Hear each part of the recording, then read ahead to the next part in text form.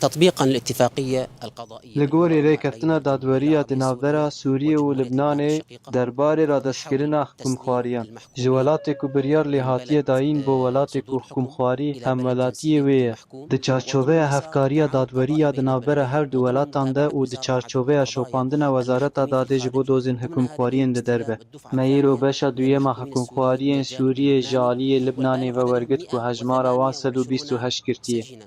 وهذه ليست الدفعة اف الأخيرة، هناك نبشا إن شاء الله داویه دفعات أخرى في ایشالا المستقبل. ده پاشه روژه ولا ده يسعنا بشنده جی في هذه هبن. المناسبة إلا أن نتوجه بالشكر دوی الجزيل بونه ده ام لفخامة سپاسیه رئيس که جمهورية مزن لبنان پیشتیشی ولجميع سرکومار المسؤولين لبنانی و همو اللبنانيين برپرسن الذين لبنانی ساهموا دکن في إنجاز وإبرام کو هذه بشتاری ده الاتفاقية، تمام کرن و وكذلك امزا نتوجه کرن اوی بالشكر ریکفتنی ده کرنه. للجان التي أشرفت على التنفيذ.